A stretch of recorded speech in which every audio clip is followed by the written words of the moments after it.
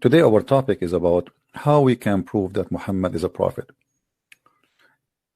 You know, one of the things the Muslims do, or they get upset from, is you reading for them what their prophet said.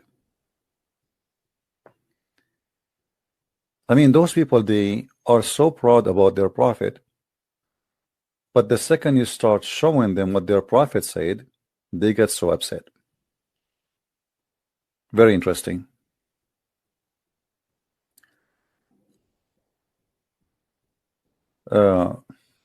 Today I decided to talk about one of the enemies of Allah, and he is obviously very, very scary enemy.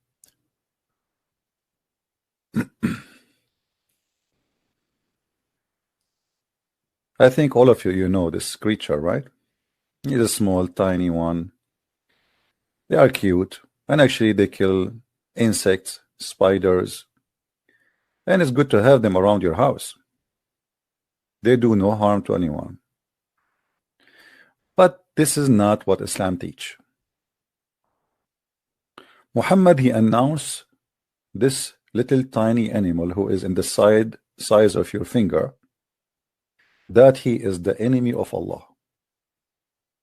And all of us, we have to do jihad against him. And obviously, I mean, there is something behind this. It must be something big.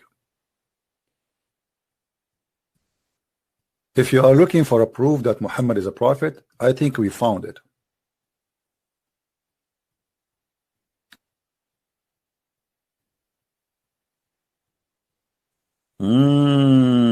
I found why. This idiot, the chameleon, he was blowing fire at Abraham. I mean, can you believe how disgusting, filthy this creature is? He was trying to make a barbecue out of Abraham. He's wanted. In other way, he is a dragon, yeah.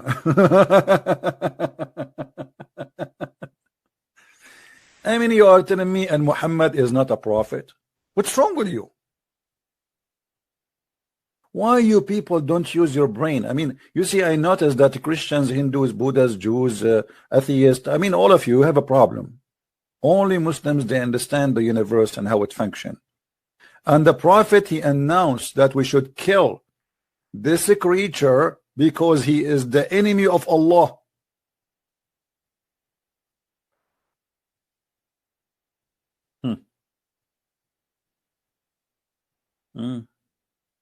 I think, look at him. I mean,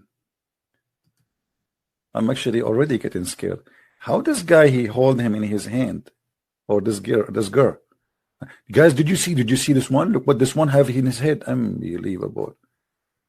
Man, dangerous. Very dangerous. Okay, let's see here. We have somebody trying to call.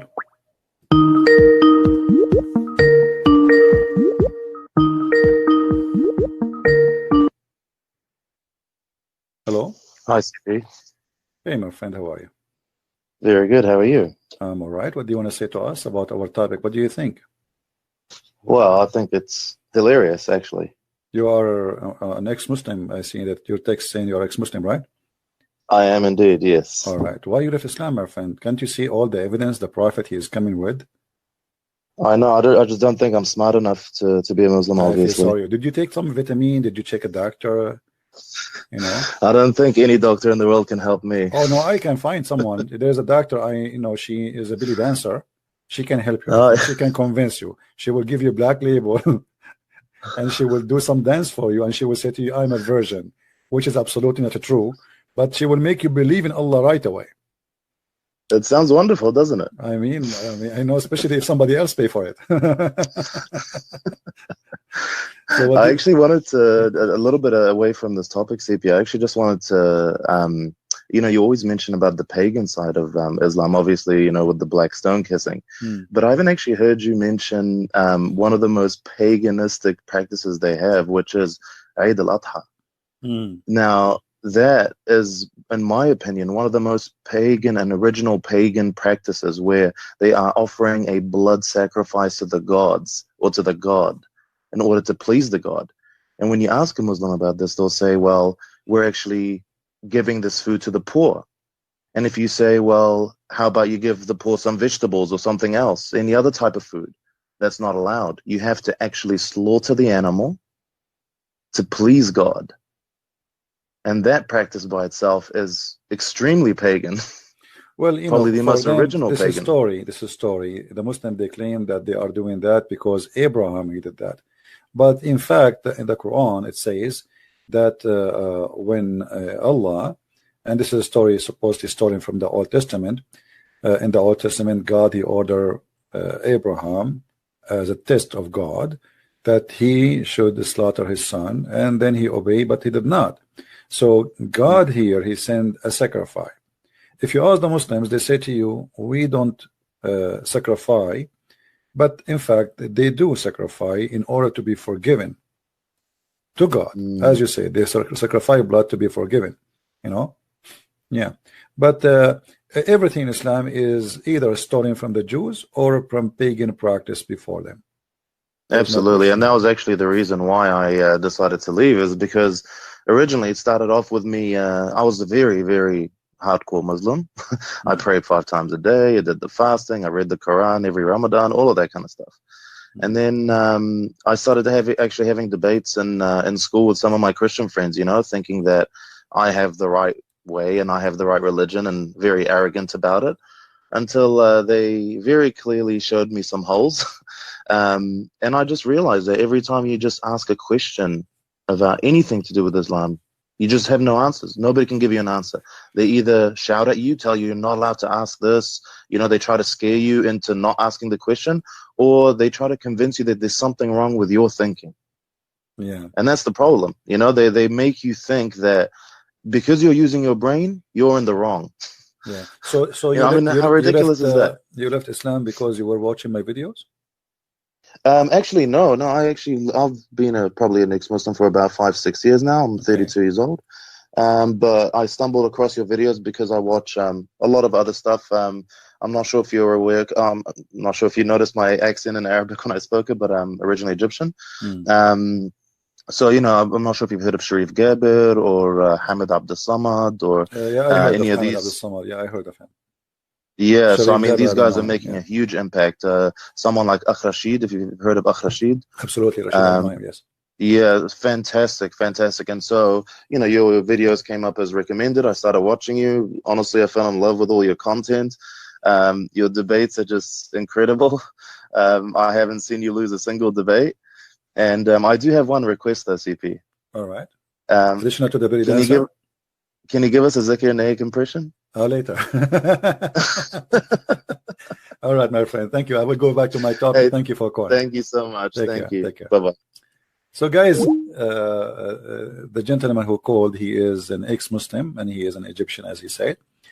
And as you see, people, they notice how stupid this cult, and they leave. Just give them freedom, they will be out. Let us call Zakir Naik.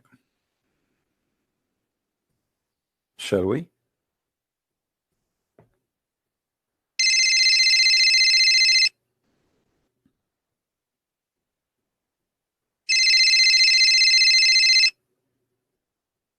Hello? Assalamu alaikum.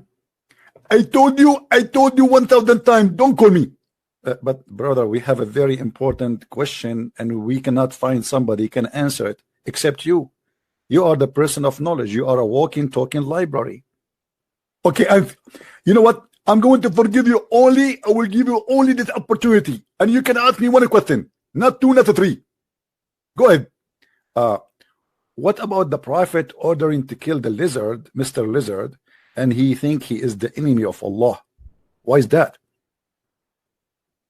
According to scientific discovery, and you can watch Discovery Channel, it said that Can you call me later? Why, brother? Because I just saw a lizard in the wall of my house. I'm going to kill it and I will call you back. Brother, can you kill it later? Okay, I will kill it later. What was the question? Why the prophet he ordered to kill the lizard? Do you have an explanation? Absolutely. The prophet he never speak from his own mind.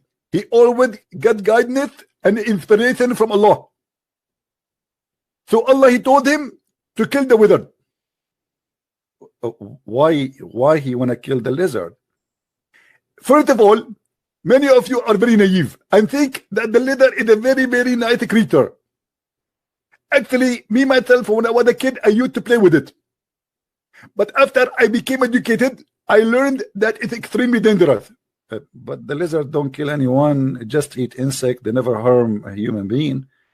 I mean, what this lizard can do? Have you ever experienced a fire in your house? Not really. If you call the fire department, they will find and they will tell you that 99% of fire happen around the world, including volcano. It happened because of lizard, because he is a small dragon. Lizard is a small dragon? Absolutely.